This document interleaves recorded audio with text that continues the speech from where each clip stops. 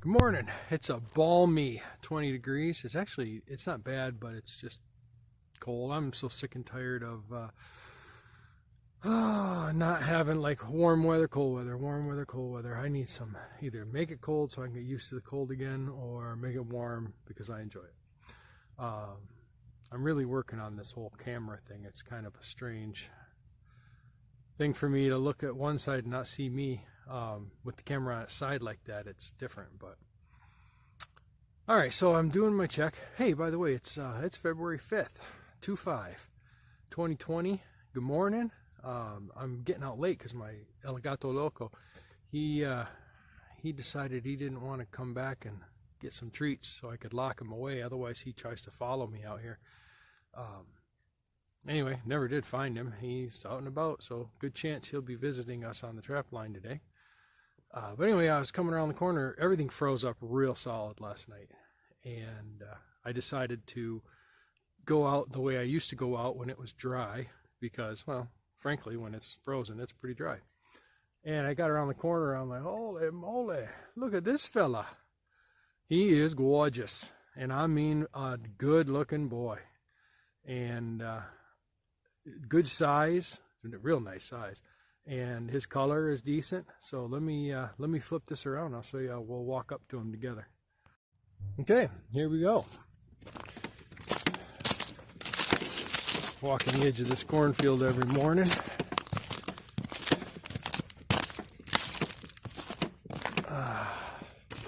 It is cold. My nose is running as always. Look at this feller, eh? Down my bucket of joy. Drop my mitten. Yeah, you're a happy feller. Yeah, I know it's tough. So anyway, he's not quite as big as I thought he was from a distance, but his color is real nice. Look, oh, he's dark, but he's got a little bit of orange in him. He's not quite as silver as he looked from a distance. Oh my, that's a lot of prepping you got there, bub. Yeah, I know. Speak to me. All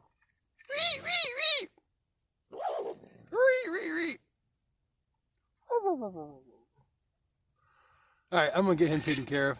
So, gosh, here we go. It's already a good morning. All right, I just walked past that corner there. I didn't see any dogs right off that edge over there, so that's all right. I didn't expect one on the first night. It would have been nice.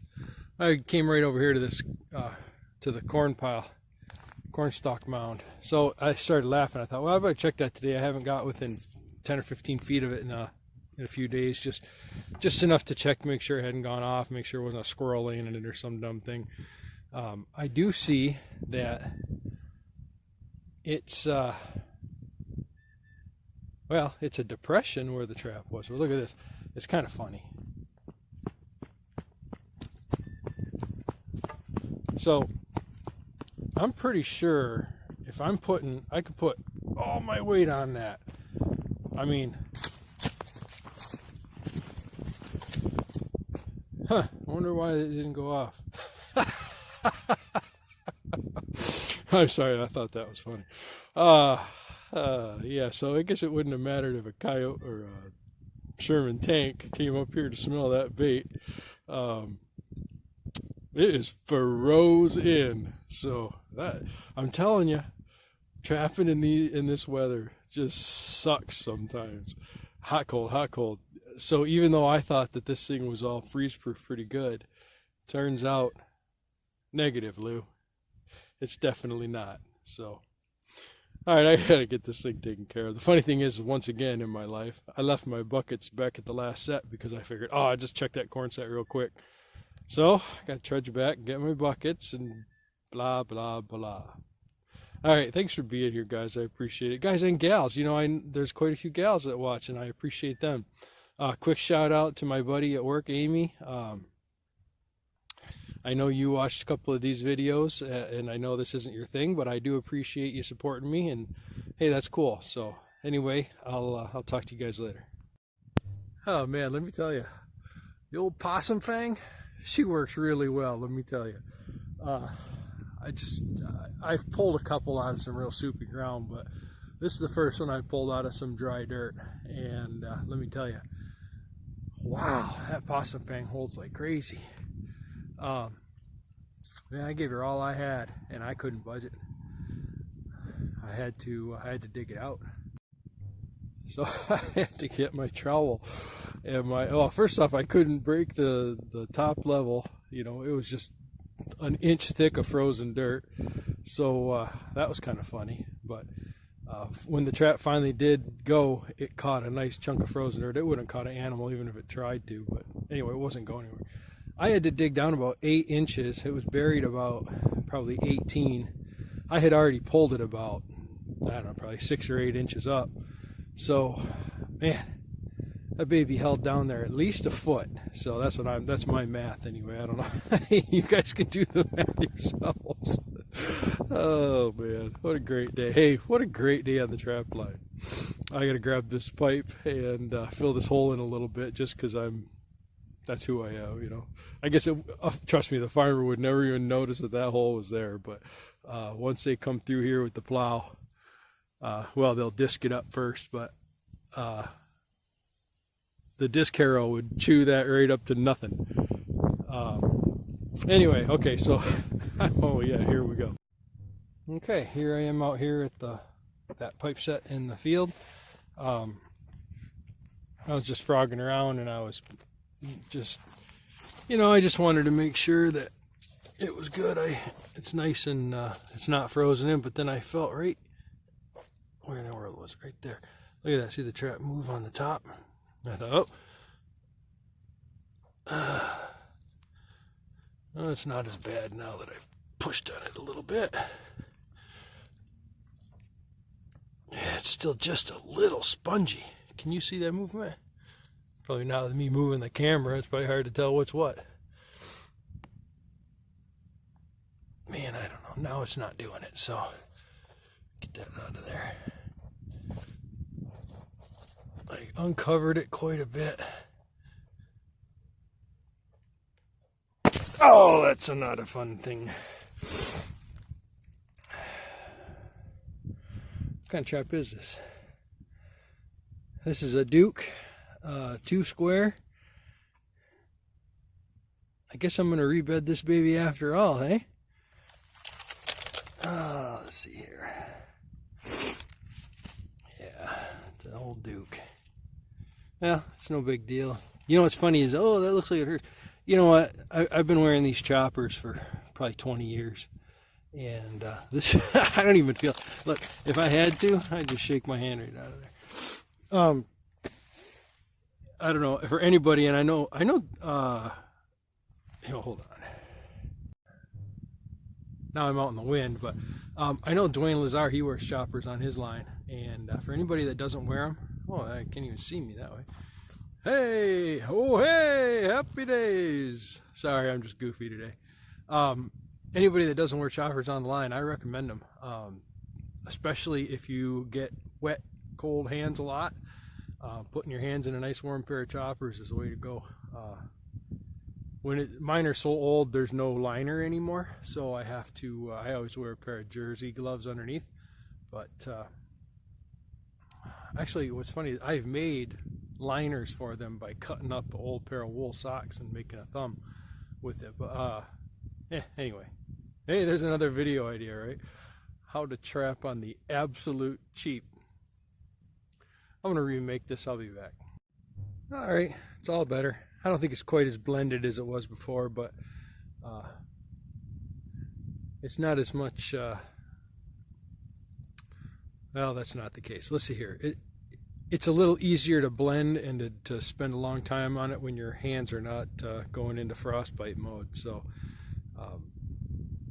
there you go. This is what I'm doing. Trap's bedded real nice now, and I had to pull some clay out from a hole that I had to dig, and blah blah blah. But it's there. It's solid. That peat moss is hard to bed in. Boy, next year I'm definitely going to have my peat moss mixed with more dirt. So, okay, moving on. Here we go. All right, pipe dream's back in business. I'm going to put some bait in there and move on to the next set. Sun is starting to come up finally. Oh man, does that feel good. I just got one trap and a handful of snares to check, and my day is done. I am going to try to put one more out. I got to check what time it is, but man, I'm glad you guys are here. Thanks for coming along. By the way, I changed that trap out. I just put a different trap there.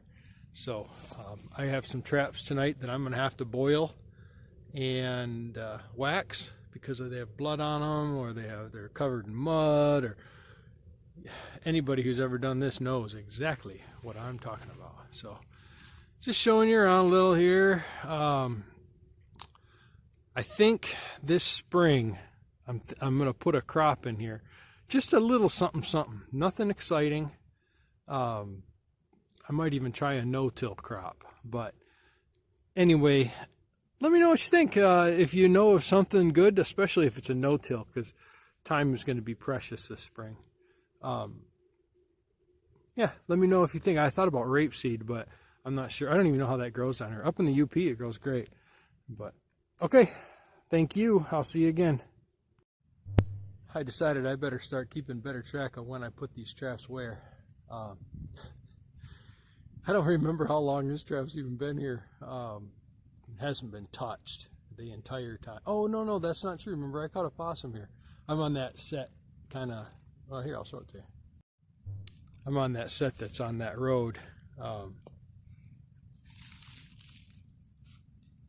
Goes down through the woods up to the northwest corner. There's the old tree stand waiting for October. Actually, I think if you look close enough, right in the middle of the screen, I think it's about, there's actually another tree stand right there. I don't think I've ever showed you that one, but anyway, shown, not showed, sorry. So I was gonna put out another trap, but I see it's 9 o'clock and I still have to take care of that coon. So I'm going to, I mean, he's taken care of. I just have to go and get him up to the garage, and my gambrel's still broken, so I need to fix that. I need to do this, I need to do that. A lot of stuff to do, not much time to do it. I've been on call again. So what happens is I get to working, and then once I'm working, I like to just keep going. So yeah, once I get a call, I'd rather just stay on the road all day, come home and crash. But sometimes that happens, sometimes it doesn't. It has for the last few days. So, all right. I had to rebait this. I put some Soul Taker in there. Jeff Dunlop. Hope this works. I know you've been encouraging me quite a bit along the way, and we'll see, buddy. I did order some gland lure, and we'll get that here pretty quick. I don't remember what it's called. Is it Cryptic? Something like that.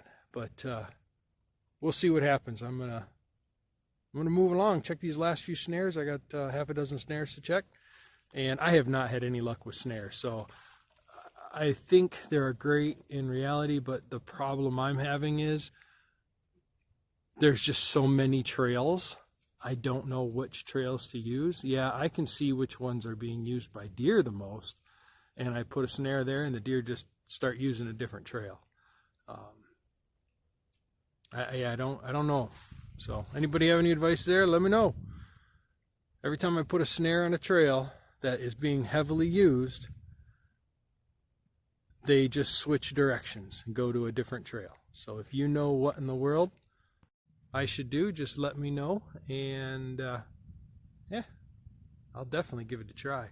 A couple of guys said don't bury your traps so deep, so today as I was doing it, I only put 1/8 of an inch maybe on each trap. I definitely buried them a lot more shallow than I like or used to like.